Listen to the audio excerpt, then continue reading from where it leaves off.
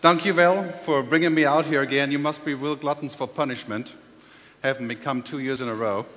So I'm really happy to be here. I will try to talk to you about the future of social media, whatever that is. You know, I'm on Twitter, of course, so you can follow me and comment on what I do. I'll give you a quick overview of what I do to begin with. Really, it's all about understanding what goes on in the world, in technology and media, culture, behavior. And it's about developing ideas. And so I'm not that concerned with the implementation of the idea. You know, that's thankfully somebody else's job most of the time. But I do this around the world for clients like these. And I'm having a great time. I've been doing this for 7 years. And of course, needless to say, I don't know the future. I try to create it along with my clients.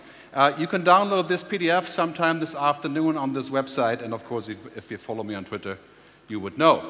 So, first, before I get started, I want to give credit to everyone out on the web, in my feed and my sites that is feeding stuff to me. Thanks. Without you, I couldn't do any of this. In fact, everything I know from people like you in the audience and others. So thanks very much. And of course, social media really is about knowledge. Knowledge grows when shared. I wish the music industry would listen to this, right? Music revenues grow when shared, not when not shared. And I think this is a very important part. It used to be that the world is a controlled environment, broadcasters, media studios, record labels, and the operating system of the world is now morphing, going away from this kind of idea of domination. You know, you lose, I win. I get 90% of the money, going to this idea of being followed, being loved, so to speak, by your fans. And that's true for the artists, that's true for media, it's true for telecom, and it's of course true for anything you do in marketing and branding.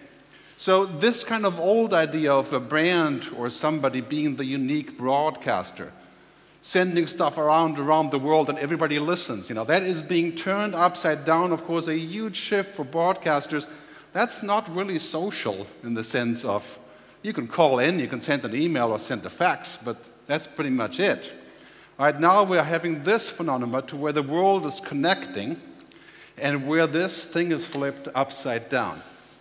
All of a sudden, it's us broadcasting out to everyone, and of course, the big companies still broadcasting back to us.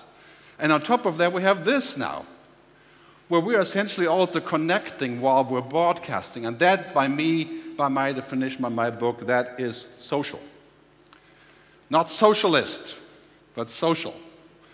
In fact, it's very capitalist, the idea of us doing this. And I will explain a little bit more later. But I think we're seeing this happening in business, marketing, content, media, advertising, everywhere. It's not just in media where this is happening, where we're taking this huge, ubiquitous shift.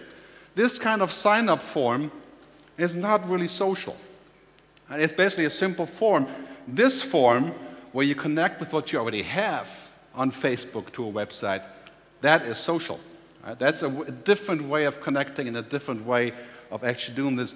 I think we're looking in our society at a new operating system, a social operating system.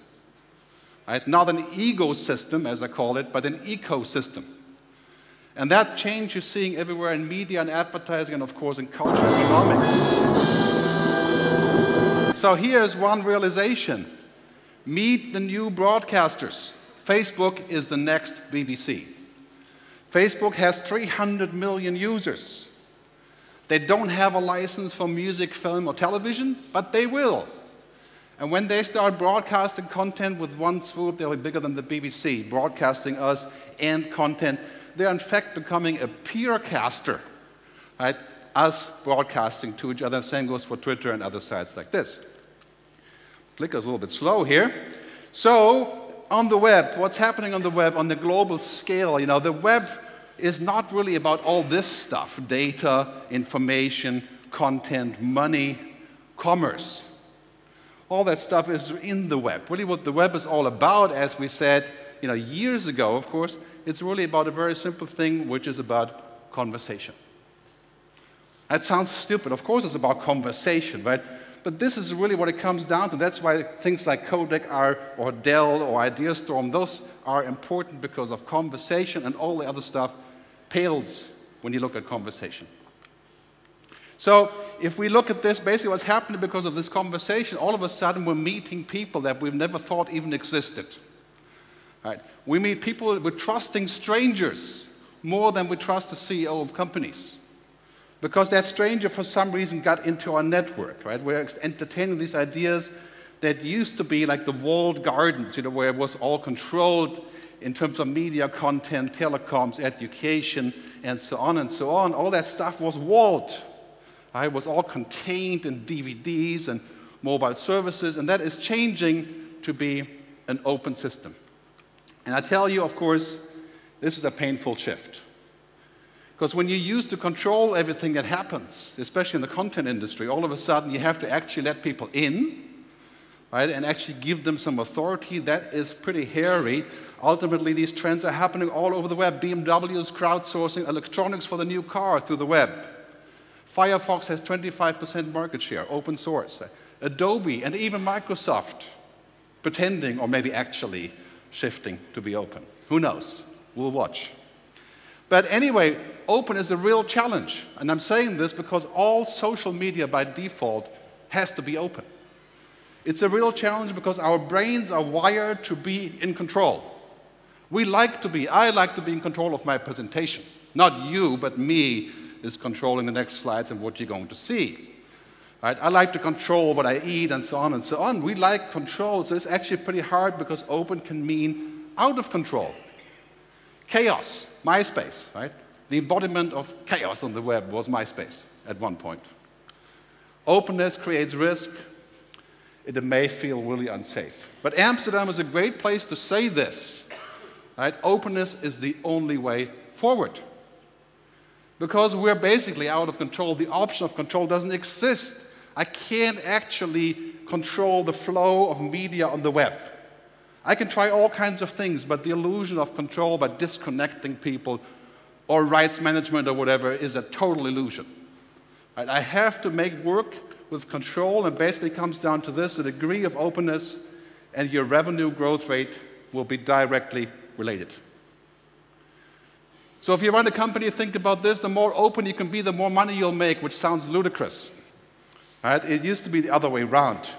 The more controlling, the more stakes you have in what you do, the more power you have, the more money you make. So guess what? Of course, anything social must be open, by definition. You can't be open and not be social or vice versa, right? It goes together. So let me take a step, being a futurist, after all, I have to give you something, especially now before lunch. I have to give you some mental food, so to speak, so you won't be starving while I talk. Here are some scenarios, and if I'm a little bit overboard, then bear with me. They will materialize. I live in Switzerland. I took this photo, not to say anything about Switzerland. So a lot of things are not okay to do there, right? I mean, the list goes on forever. Right? And I think within 12 months, we will have a total copyright gridlock.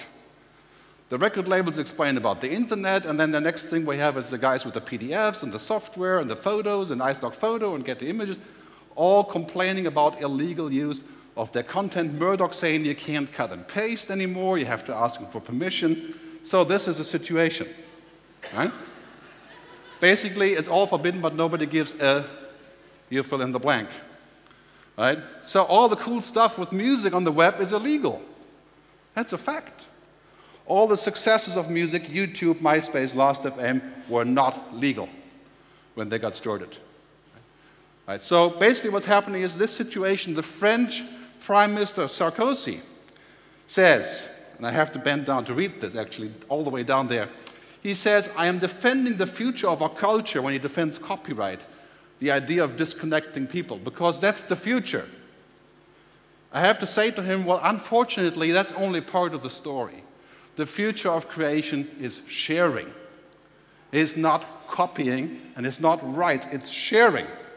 Right? That is where the power of the future comes in. That's basically this idea of disconnecting people is not going to do anything. The president of the IFPI, the Recording Industry Association, and in England, John Kennedy says,